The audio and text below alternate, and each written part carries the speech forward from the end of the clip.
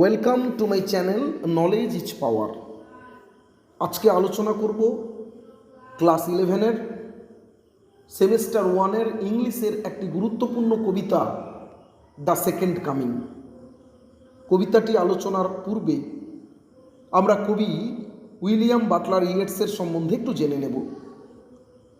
কবি William Butler Yeats ছিলেন একজন বিখ্যাত আইরিশ পোয়েট, ড্রামাটিস্ট এবং রাইটার, যার জন্ম হয়েছিল 13 জুন 1865 এবং মৃত্যু হয়েছিল 1939 সালের 28 জানুয়ারি। তাকে মনে করা হয় তিনি শেষ রোমান্টিক পোয়েট, একজন উচ্চ গুণমান সম্পন্ন আধুনিক কবি, যিনি 1923 সালে তার সৃষ্টির জন্য নোবেল প্রাইজ পেয়েছিলেন। এবার আমরা আলোচনা করব আমাদের কবিতা সম্বন্ধে, যে কবিতাটির নাম দ্য সেকেন্ড কামিং। কবি এই কবিতাটি রচনা করেছেন 1919 সালে, প্রথম বিশ্বযুদ্ধ শেষ হওয়ার ঠিক পরে পরে, যখন সমগ্র পৃথিবীতে বিশৃঙ্খলা নেমে এসেছে, রক্তের স্রোত নেমে এসছে,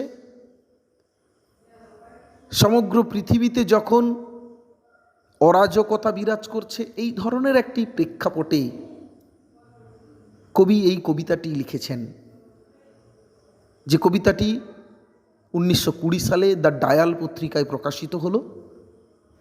পরবর্তীকালে 1921 সালে তার কবিতার সংকলন মাইকেল রবার্টেস অ্যান্ড দ্য ডান্সার, যেটি 1921 সালে প্রকাশিত হয়েছিল, এই কবিতা সংকলনে অন্তর্ভুক্ত হয়। আমাদের এই কবিতাটির নাম দ্য সেকেন্ড কামিং, দ্বিতীয়বার আগমন। তবে কবি প্রথম যখন এই কবিতাটি লিখেছিলেন, তিনি সেকেন্ড কামিং এই ফ্রেজটির পরিবর্তে দ্য সেকেন্ড বার্থ এই ফ্রেজটি ব্যবহার করেছিলেন। পরবর্তীকালে তিনি সেটাকে দ্য সেকেন্ড কামিং ফ্রেজটি ব্যবহার করেন দ্য সেকেন্ড বার্থের পরিবর্তে। প্রথমে দ্য সেকেন্ড বার্থ ব্যবহার করেছিলেন। তাহলে প্রশ্ন, দ্য সেকেন্ড কামিং মানে দ্বিতীয়বার আগমন, প্রথমবার আগমন বলতে কি? প্রথমবার আগমন বলতে যীশু খ্রিস্টের জন্মকে বোঝানো হয়েছে, the birth of Jesus Christ. আর দ্বিতীয়বার আগমন বলতে এখানে বাইবেলে বর্ণিত সেই ভবিষ্যৎবাণীর কথা বলা হয়েছে, যেখানে বর্ণিত রয়েছে পৃথিবীতে যখন আবার বিশৃঙ্খলতা আসবে, আবার নৈরাজ্য আসবে, আবার পাপ যখন পৃথিবীকে গ্রাস করবে, তখন জিসাস ক্রাইস্ট আবার পৃথিবীতে জন্মগ্রহণ করবেন, যেটার বর্ণনা রয়েছে গসপেলের চ্যাপ্টার 24 নম্বর চ্যাপ্টারে, গসপেলের সেন্ট ম্যাথিউর লেখা গসপেলে 24 নম্বর চ্যাপ্টারে, যার বর্ণনা রয়েছে যে ভগবান আবার আসবেন এই পৃথিবীতে যখন নৈরাজ্য এই পৃথিবীকে গ্রাস করবে। তবে আমাদের এই কবিতায় সেকেন্ড কামিং বলতে কবি ডব্লিউ.বি. ইয়েটস যীশু খ্রিস্টের পুনরাবির্ভাবের কথা বলেননি। আমরা যখন কবিতাটি পড়ব তখন দেখতে পাবো এখানে সেকেন্ড কামিং বলতে যীশু খ্রিস্টের পুনরাবির্ভাবের কথা কবি বলেননি, বরং কবি এই বিবলিক্যাল অ্যালিউশনের মধ্য দিয়ে, এই যে বাইবেলের এই ঘটনাটার সঙ্গে সংযোগ স্থাপনের মধ্য দিয়ে কবি একটা খ্রিস্ট বিরোধী, একটা অ্যান্টি ক্রাইস্ট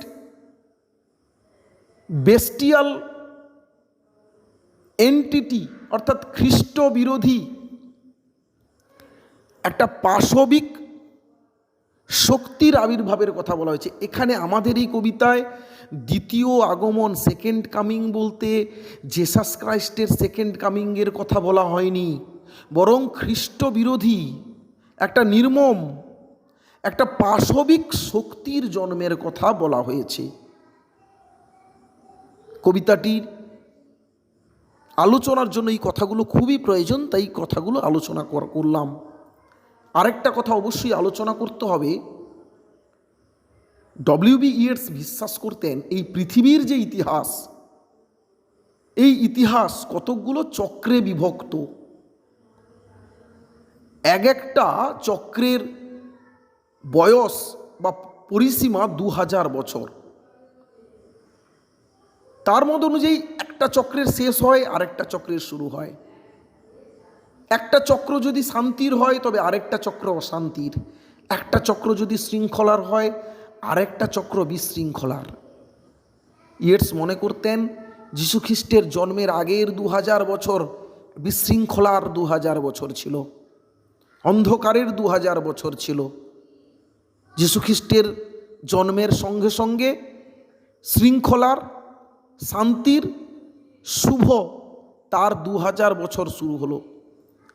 যে 2000 বছর অর্থাৎ যীশুখ্রিস্টের জন্মের পর থেকে যে শান্তির এবং শৃঙ্খলার 2000 বছরটা শুরু হয়েছে, সেই 2000 বছরের পরিসমাপ্তি হতে যাচ্ছে। কারণ কবি লিখছেন 1919 সালে এই কবিতাটি লিখছেন, তাহলে প্রায় 2000 বছরের পরিসমাপ্তি হতে যাচ্ছে। কবি মনে করছেন যে এই সমস্ত যুদ্ধ বিগ্রহের মধ্য দিয়ে যখন মানুষের নৈতিকতা, মানবিকতা ধ্বংস হয়ে যাচ্ছে, আবার বোধহয় একটা নূতন চক্রের শুরু হতে যাচ্ছে, নূতন যুগের শুরু হতে যাচ্ছে। এই 2000 বছরের ঠিক পরেই সেই যে 2000 নূতন যে যুগ, সেটা কিন্তু বিশৃঙ্খলার যুগ। সেখানে কোনো যীশুখ্রিস্ট আসবেন না, সেখানে একটা ভয়ঙ্কর পাশবিক সত্তা জন্ম নেবে, পশু জন্ম নেবে, একটা ভয়ঙ্কর পাশবিক সত্তা জন্ম নেবে। তো এখন আমরা কবিতাটি পড়ি, আর যে আলোচনাটি করলাম ডব্লিউ.বি. ইয়েটসের চিন্তাভাবনা, তার প্রেক্ষাপটে কবিতাটি ব্যাখ্যা করব। একটু ধৈর্য ধরে কবিতাটি শুনতে হবে, যথেষ্ট কঠিন কবিতাও বলা চলে।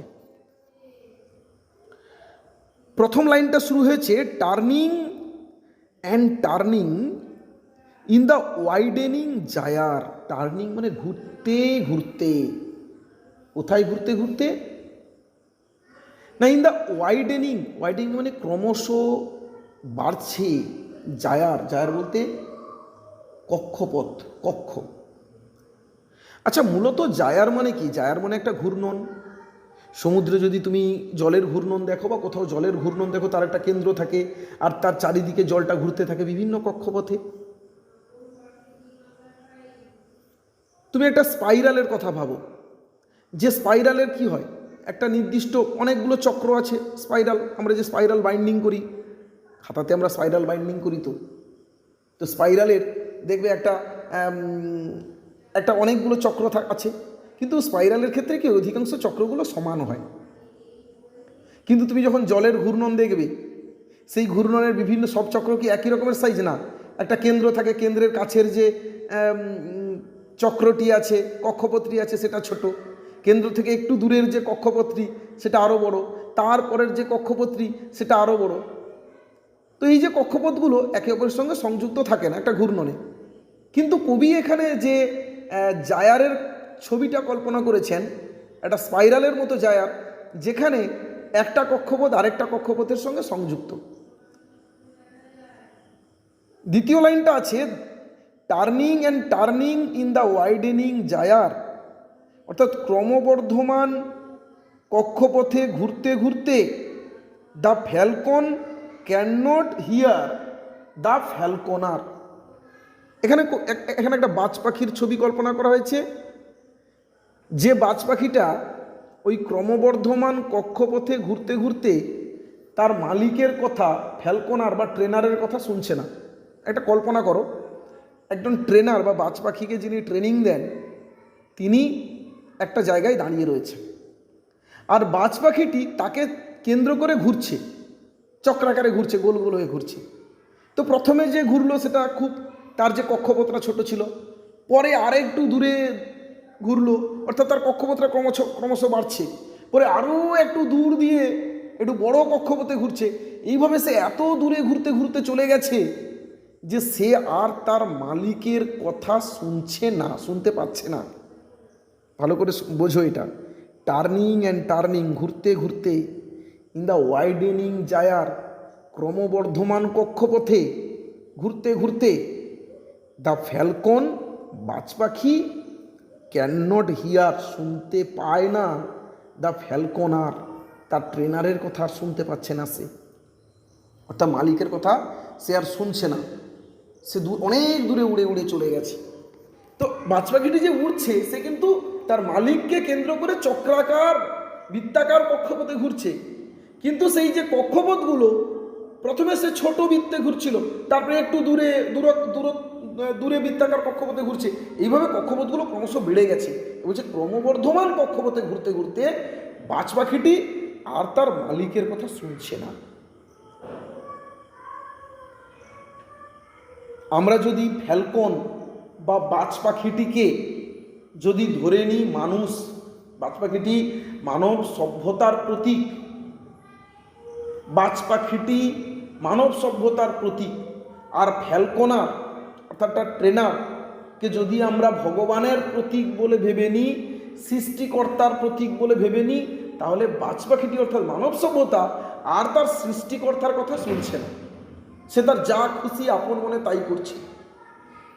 আবার যদি ধরে নিই যে ফ্যালকন বা বাজ পাখিটি একটা দেশ, একটা সমাজ, সেই সমাজ বা সেই দেশ সে তার ফ্যালকনার বা ট্রেনার, অর্থাৎ যদি একটা দেশের রাজা, একটা দেশের প্রশাসন, সেই দেশটি তার মানুষজন প্রশাসনের কথা শুনছে না, চারিদিকে বিশৃঙ্খল পরিস্থিতি সৃষ্টি হতে যাচ্ছে, থিংস ফল অ্যাপার্ট, সব কিছু ভেঙে পড়ছে। সব কিছু ভেঙে পড়ছে বলতে আইন শৃঙ্খলা, নিয়ম কানুন, নীতি নৈতিকতা সব ভেঙে যাচ্ছে। The centre can not hold, centre অর্থাৎ কেন্দ্রটি আর ধরে রাখতে পারছে না। কেন্দ্রে কে রয়েছে? আমরা যদি একটা দেশের প্রেক্ষাপটে ধরি, দেশের প্রশাসন থাকে, রাজা থাকে, যেখানে যেরকম ব্যবস্থা থাকে, সে আর মানুষজনকে ধরে রাখতে পারছে না। অথবা ভালো শক্তি যে কেন্দ্রে রয়েছে ভগবান, তার সৃষ্ট মানব সভ্যতাকে সে আর ধরে রাখতে পারছে না। মিয়ার এনার্কি, মিয়ার শুধুমাত্র এনার্কি, নৈরাজ্য, lawlessness, আইনহীনতা, বিশৃঙ্খলতা, is লুজড upon the world, লুজড আপন ছড়িয়ে পড়েছে দ্য ওয়ার্ল্ড, গোটা পৃথিবী জুড়ে অরাজকতা ছড়িয়ে পড়েছে, নৈরাজ্য ছড়িয়ে পড়েছে, কোনো আইন শৃঙ্খলা নেই, কোনো নিয়ম কানুন নেই। দ্য ব্লাড ডিমড টাইট, রক্তের স্রোত, ব্লাড ডিমড টাইট, রক্তের স্রোত, চারিদিকে যে বিশৃঙ্খলতা, চারিদিকে যে অশান্তি, চারিদিকে যে হিংসা, সেই হিংসার ফলে রক্তের স্রোত সৃষ্টি হয়েছে, রক্তস্রোত ইজ লুজড, ছড়িয়ে পড়েছে, চারিদিকে রক্তের স্রোত বইছে। অ্যান্ড এভরিহোয়ার, সর্বত্র, the ceremony of innocence, the ceremony of innocence, নিষ্পাপের অনুষ্ঠান, নিষ্পাপের আয়োজন, ইজ ড্রাউন্ড, ডুবে গেছে। অর্থাৎ যা কিছু নিষ্পাপ ছিল, যত রকম নিষ্পাপের আয়োজন ছিল, যত রকম যা কিছু ভালো ছিল, যা কিছু সহজ ছিল, সরল ছিল, শুভ ছিল, সব কিছু ধ্বংস হয়ে গেছে। তবে এখানে একটা শব্দ কিন্তু খুব ইন্টারেস্টিং, কবি বলছেন দ্য সেরিমনি অব ইনোসেন্স, নিষ্পাপের উৎসব। তাহলে নিষ্পাপ, এতদিন যে মানুষজন নিষ্পাপ হওয়া, যারা নিষ্পাপ মানুষজন রূপে নিজেদেরকে মেলে ধরেছেন, যারা নিষ্পাপ রূপে আমাদের সামনে হাজির হয়েছেন, তারা কি সত্যিকারের নিষ্পাপ ছিলেন না? তারা কি নিষ্পাপ হওয়ার ভান করেছিলেন? না হলে কবি কেন বলবেন নিষ্পাপের উৎসব? নিষ্পাপের উৎসব নিমজ্জিত হয়ে গেছে। তাহলে যে নিষ্পাপ, অর্থাৎ ভালো, শুভ, এটা কি শুধুমাত্র মানুষের ভান? মানুষ কি নিষ্পাপ হওয়ার ভান করেছে, ভালো হওয়ার ভান করেছে এতদিন ধরে? কবি এইখানে একটা ইঙ্গিত করলেন যে যা কিছু ভালো, নিষ্পাপের উৎসবগুলো নিমজ্জিত হয়ে গেছে। দ্য বেস্ট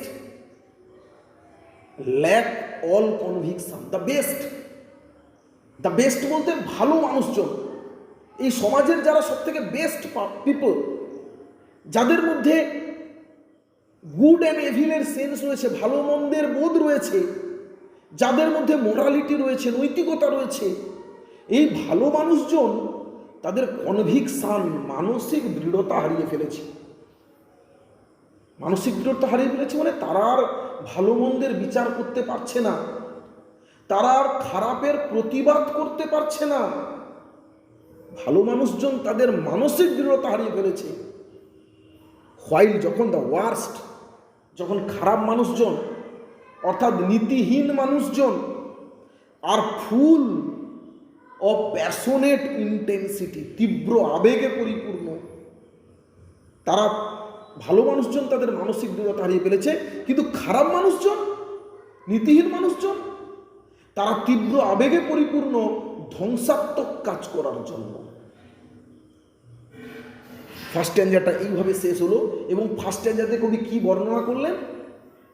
প্রথম বিশ্বযুদ্ধের ঠিক শেষে যখন কবি এই কবিতাটা লিখছেন, চারিদিকে বিশৃঙ্খলতা, চারিদিকে ললেসনেস, ডিসঅর্ডার, শুধুমাত্র এনার্কি অর্থাৎ নৈরাজ্য চারিদিকে বিরাজ করছে, সমস্ত ধরনের শৃঙ্খলা, আইন কানুন ভেঙে পড়েছে, চারিদিকে রক্তের স্রোত, নিষ্পাপ সহজ সরল মানুষজন ধ্বংস হয়ে গেছে, ভালো মানুষজন মানসিক দৃঢ়তা হারিয়ে ফেলেছে, খারাপ মানুষজন এগিয়ে এসেছে আরো ধ্বংসলীলা চালানোর জন্য।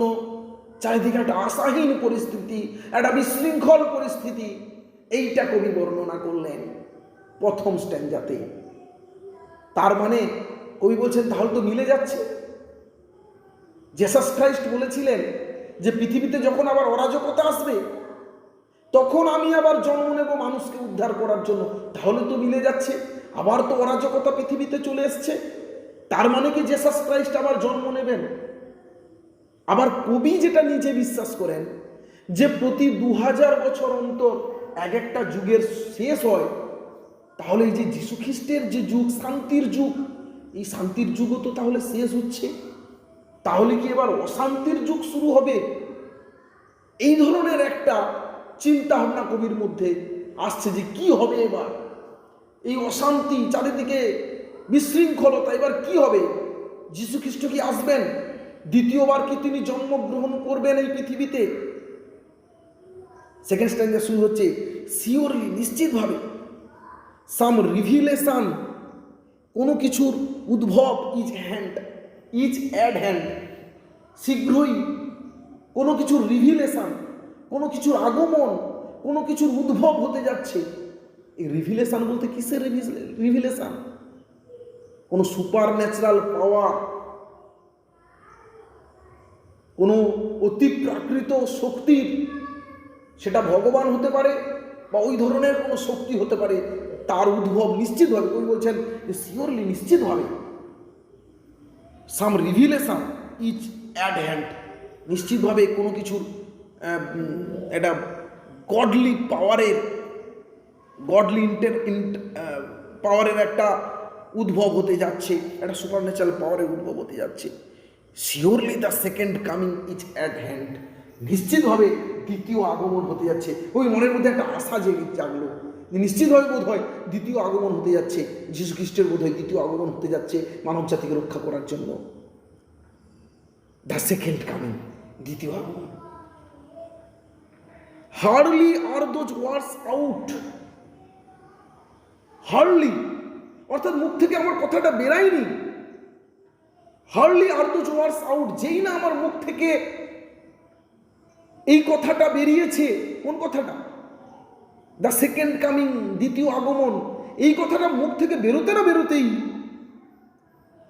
হোয়েন এ ভাস্ট ইমেজ, যখন একটা বিশাল একটা ছবি অফ স্পিরিটাস মান্ডি, যখন স্পিরিটাস মান্ডির একটা বিশাল ছবি ট্রাবল মাই সাইট, আমার দৃষ্টিকে বিঘ্নিত করলো বা কষ্ট দিল। তা কবি বললেন, কবি তো আবেগের বসে উচ্চারণ করে ফেলেছেন দ্য সেকেন্ড কামিং। বলছে আমার মুখ থেকে এই কথাটা বেরোতে না বেরোতে আমি চোখের সামনে একটা বিশাল ছবি দেখলাম, একটা ভীষণ দেখলাম, একটা দৃশ্য দেখলাম। যে দৃশ্যটা কিসের দৃশ্য? না, স্পিরিটাস মান্ডি থেকে যে দৃশ্যটা আমার চোখের সামনে ভেসে উঠেছে। স্পিরিটাস মান্ডি কি? স্পিরিটাস মান্ডি কথাটার অর্থ ওয়ার্ল্ড স্পিরিট, গোটা পৃথিবীর যে আত্মা রয়েছে সেই আত্মার একটা একসঙ্গে নিয়ে একটা কালেকশন, অর্থাৎ পৃথিবীর সমগ্র আত্মার একটা সমষ্টি, বিশ্ব আত্মা। স্পিরিটাস মান্ডি পৃথিবীর সমস্ত আত্মার একটা সমষ্টি, কালেকটিভ স্পিরিট। বিশ্ব আত্মা তাকে আমরা বলতে পারবো সমগ্র বিশ্বের আত্মার একটা সমষ্টি। অথবা পৃথিবীর যত আনকনসাসনেস আছে সেই কালেকটিভ আনকনসাসনেস তারও সমষ্টি বলা যেতে পারে স্পিরিটাস মান্ডিকে। তো কবি এটা বিশ্বাস করতেন, এই স্পিরিটাস মান্ডিতে বিশ্বাস করতেন যে সমগ্র বিশ্বের যে আত্মার যে সমষ্টি, সেই সমষ্টি কবিকে একটা ছবি দেখালো বা সেই সমষ্টি থেকে উদ্ভূত একটা দৃশ্য কবি দেখলেন। When a vast image out of স্পিরিটাস mandi, স্পিরিটাস mandi থেকে উদ্ভূত একটা ছবি, একটা ভীষণ কবি দেখলেন, ছবি দেখলেন যে ছবিটা কবির দৃষ্টিকে কষ্ট দিল। তিনি কি ছবি দেখলেন? সামহোয়ার, কোন একটা জায়গায়, in the sands of the desert, মরুভূমির বালুকাতে, এ সেভ একটা আকার, উইথ দ্য লায়ন বডি, যার দেহটা সিংহের মতো, and the head of a man, এবং যার মাথাটা মানুষের মতো। তাহলে কবি ছবি দেখলেন, যে ছবিতে তিনি দেখছেন একটা ভয়ঙ্কর একটা পশুর ছবি, যার দেহটা সিংহের মতো আর মাথাটা একটা মানুষের মতো, এরকম একটা ভয়ঙ্কর পশু। এ গেজ, আর তার দৃষ্টিটা কেমন? ব্ল্যাঙ্ক, শূন্য, তার দৃষ্টিটা শূন্য। অ্যান্ড পিটিলেস, নির্মম, কোনো দয়া মায়া মমতা নেই দৃষ্টির মধ্যে। অ্যাজ দ্য সান, সূর্যের মতো। এ গেজ, একটা দৃষ্টি, ব্ল্যাঙ্ক অ্যান্ড পিটিলেস, শূন্য এবং নির্মম। অ্যাজ দ্য সান, সূর্যের মতো শূন্য এবং নির্মম দৃষ্টি নিয়ে একটা পশু ইজ মুভিং, এগিয়ে আসছে, নড়াচ্ছে। ইটস স্লো থাইজ, তার থাইগুলোকে, পাগুলোকে ধীরে ধীরে নড়াচ্ছে, মানে পশুটি ধীরে ধীরে এগিয়ে আসছে। ইটস মুভিং ইটস স্লো থাই, তার পাগুলোকে ধীরে ধীরে নড়াচ্ছে, ধীরে ধীরে এগিয়ে আসছে। হোয়াইল, যখন, অল অ্যাবাউট ইট, যখন এটার চারিদিকে রিল ঘুরছে, যখন এই পশুটির চারিদিকে ঘুরছে, কে ঘুরছে? শ্যাডো, ছায়া। কিসের ছায়া? অব দ্য ইন্ডিগনেন্ট, ক্রুদ্ধ ডেজার্ট বার্ডস, মরুভূমির পাখিদের, যে পাখিরা ক্রুদ্ধ হয়েছে। এই ভয়ঙ্কর পশুটাকে দেখে মরুভূমির যে পাখি, সেই পাখিগুলো কিন্তু ক্রুদ্ধ হয়েছে। তারা ওই পশুটির চারিদিকে উপরে উঠছে, আর তাদের ছায়াটা নিচে পড়েছে, যে ছায়াগুলো পশুটির চারিদিকে ঘুরছে। তাহলে এখানে কবি সেকেন্ড কামিং বলতে যীশু খ্রিস্টের আগমনের কথা বলছেন না, বলছেন কি? যেটা পাশবিক সত্তার আগমনের কথা বলছেন, একটা ভয়ঙ্কর পশুর আগমনের কথা বলছেন। দ্য ডার্কনেস ড্রপস এগেইন, আবার অন্ধকার নেমে এলো। তাহলে কবি কি ছবিটা দেখলেন? যে একটা এ সেভ উইথ লায়ন বডি, একটা আকার যার শরীরটা সিংহের মতো, the head of a man, যার মাথাটা মানুষের মতো, এ গেজ, একটা দৃষ্টি ব্ল্যাঙ্ক অ্যান্ড পিটিলেস, শূন্য এবং নির্মম অ্যাজ দ্য সান, সূর্যের মতো শূন্য এবং নির্মম। ইজ মুভিং ইট স্লো থাইস, ধীরে ধীরে এগিয়ে আসছে।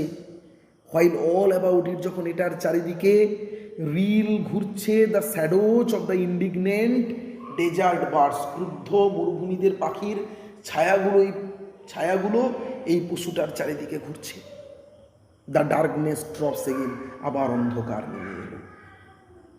বাট নাও, কিন্তু এখন আমি জানি, এখন আমি জানি, এই ছবিটা দেখে আমি বুঝতে পারলাম কি হতে যাচ্ছে, কার আগমন হতে যাচ্ছে। বাট নাও আই নো, এখন আমি জানি দ্যাট যে 20 সেঞ্চুরিজ, 20 শতকের 20 শতক, 20টা শতক, অর্থাৎ 2000 বছরের অফ স্টোনি স্লিপ, পাথুরে ঘুম, 2000 বছরের পাথুরে ঘুম। 20 সেঞ্চুরি মানে 2000 বছর, 20টা শতক, 20টা শতকের পাথুরে ঘুম। পাথুরে ঘুম মানে নিশ্চল ঘুম, অর্থাৎ যীশু খ্রিস্টের জন্মের পর থেকে চারিদিকে একটা শান্তি বিরাজ করছিল, শৃঙ্খলা বিরাজ করছিল, সমাজ এবং সভ্যতা একদম শান্ত পরিবেশে ছিল, যেন সমাজ সভ্যতা পাথরের মতো ঘুমিয়ে গেছে। ওই বলছেন এই যে 2000 বছরের যে পাথুরে ঘুম, ওয়ার ভেক্সড, বিঘ্নিত হলো। তাহলে 2000 বছরের, যীশু খ্রিস্টের জন্মের পর থেকে যে 2000 বছর, এই 2000 বছরের যে পাথুরে ঘুম, পাথুরে মানে একদম নিশ্চল শান্তির যে ঘুমটা, এই ঘুমটা বিঘ্নিত হলো। বিঘ্নিত হয়ে টু নাইট মেয়ার, বিঘ্নিত হয়ে কিসে পরিণত হলো? দুঃস্বপ্নে পরিণত হলো।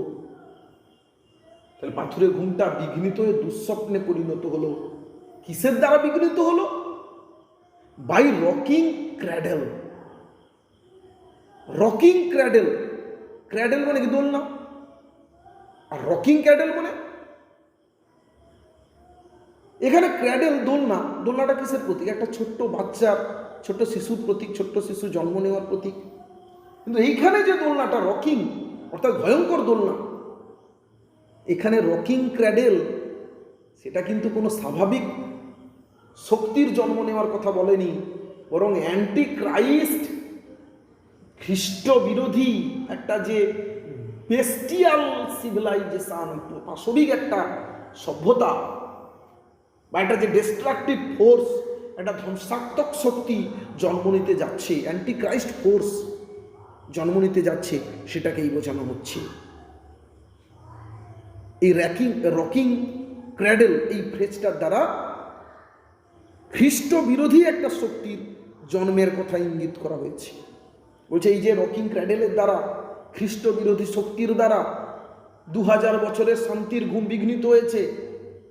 এই শান্তিটা দুঃস্বপ্নে পরিণত হয়েছে, অর্থাৎ শান্তি শেষ হয়ে অশান্তির শুরু হচ্ছে, অরাজকতার শুরু হতে যাচ্ছে। অ্যান্ড হোয়াট রাফ বিস্ট, কি ভয়ঙ্কর পশু! কবি বলছেন সেই পশুটা কি ভয়ঙ্কর। Its hour come at last, অবশেষে এটার সময় এসেছে। কবি বলছেন যে 2000 বছর শেষ, শুভ শক্তি শেষ, অশুভ শক্তির সময় এসেছে। এবারে পাশবিক শক্তির জন্ম নেওয়ার সময় এসেছে। স্লাউচেস, ধীরে ধীরে এগিয়ে যাচ্ছে টুয়ার্ডস বেথলেহেম, বেথলেহেমের দিকে টু বি বর্ন, জন্ম নেবে বলে। বেথলেহেমে কি জন্মগ্রহণ করেছিলেন? যীশু খ্রিস্ট জন্মগ্রহণ করেছিলেন। কবি এখানে আইরনিক্যালি বলছেন এই যে পাশবিক শক্তিটিও সে এগিয়ে যাচ্ছে কোথায়? বেথলেহেমের দিকে জন্মগ্রহণ করবে বলে। অর্থাৎ যীশু খ্রিস্ট জন্মগ্রহণ কিন্তু এবার করছেন না, এবার একটা অ্যান্টি ক্রাইস্ট, খ্রিস্ট বিরোধী বেস্টিয়াল ফোর্স, বেস্টিয়াল পাওয়ার, অ্যান্টি ক্রাইস্ট পাওয়ার জন্মগ্রহণ করবে। একটা রাফ বিস্ট এই পৃথিবীতে জন্মগ্রহণ করতে যাচ্ছে। তাহলে সেকেন্ড কামিং বলতে এখানে যীশু খ্রিস্টের দ্বিতীয় আগমনের কথা বলা হয়নি, বরং এখানে একটা অ্যান্টি ক্রাইস্ট ফোর্সের, খ্রিস্ট বিরোধী শক্তির জন্ম নেওয়ার কথা বলা হয়েছে। এখানে একটা নূতন নিউ এরা বা নূতন যুগের সূচনার কথা বলা হয়েছে। আজকে এখানেই থাকলো কবিতাটি। আলোচনা কেমন লাগলো আশা করি সবাই জানাবে। আর এই কবিতাটির যে ইমেজ রয়েছে, যে সিম্বল রয়েছে, কবিতাটির মধ্যে যে অলঙ্কারগুলো রয়েছে, ফিগার অফ স্পিচ রয়েছে, এগুলো নিয়ে আরেকটা ভিডিওতে আলোচনা করার চেষ্টা করব। ধন্যবাদ, সবাই ভালো থাকবে।